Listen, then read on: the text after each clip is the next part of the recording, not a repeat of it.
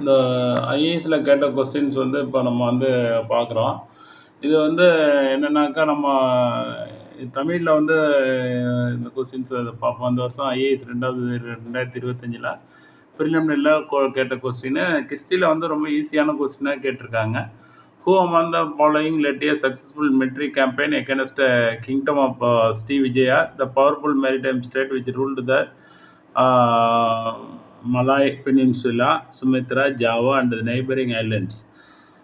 அதாவது எந்த எந்த கிங்டம்னுடைய ராஜா வந்து எங்கே போனார்னா, ஜாவா, சுமித்ரா, பெனின்சுலா இந்த நாடுகள் எல்லாம் வென்ற அதோட சுற்றியுள்ள தீவுகள், அதாவது மலேசிய தீபகற்பம் இதெல்லாம் வந்து வெற்றி கொள்வதற்கு மிலிட்ரி இதை வந்து ஆர்கனைஸ் பண்ணி கொண்டு போனார் அப்படிங்கிற கொஸ்டின்ஸ் கேட்டிருக்கு.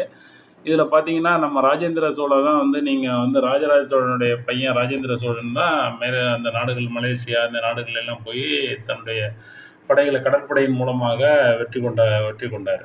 இது நம்மளுக்கு தெரிஞ்சது. ராஜேந்திர 1 அப்படின்னாலும் ராஜேந்திர சோழன் அப்படின்னாலும் ஒன்று தான். ஏன்னா ஃபஸ்ட்டு ராஜேந்திர சோழன் தான் இதை பண்ணார். So C option C. Chola வம்சத்துடைய ராஜேந்திர சோழன் சாலாஜித்திரத்துக்கு தன்னுடைய கடற்படைகளின் மூலம் படையெடுத்து வெற்றி கொண்டார். படையெடுத்து வெற்றி கொண்டார். இது ராஜேந்திர சோழா. அதுக்கடுத்தது, who among the following rulers is ancient India case assumed the titles Mattavilasa, Vichitrachitta and Gunabhara? அதாவது மகேந்திரவர்ம பல்லவன், பல்லவ வம்சத்தை சேர்ந்த மகேந்திரவர்ம பல்லவன் வந்து என்னென்ன அழைக்கப்படுறாரு அப்படின்னு பார்த்தீங்கன்னா, மகேந்திரவர்மன் மத்தவிலாச பிரகசனம் என்ற நூலை நகைச்சுவை நாடக நூலாக எழுதுறாரு. மத்தவிலாச பிரகசனம் நகைச்சுவை நாடகம் மூலம் இவர் வந்து மத்தவிலாசா அப்படிங்கிற பெயரை பெறாரு.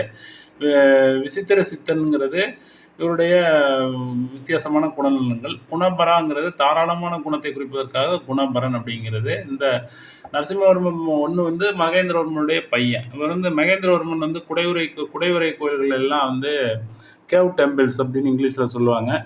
அதெல்லாம் அவர் நிறுவனார். கேவ் டெம்பிள்ஸ் இதெல்லாம் குடைவரை கோயில் வந்து மகேந்திரவர்மன் தான். இவர் பரிவாதினிங்கிற இசை வாசிப்புலாம் வல்லவராக திகழ்ந்தார். இதெல்லாம் வந்து கொடுத்துருக்காங்க.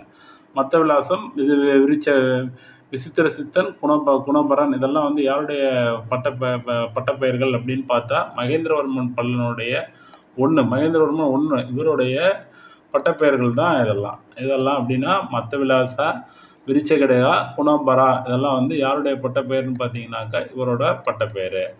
யாரோட பட்டப்பேர்?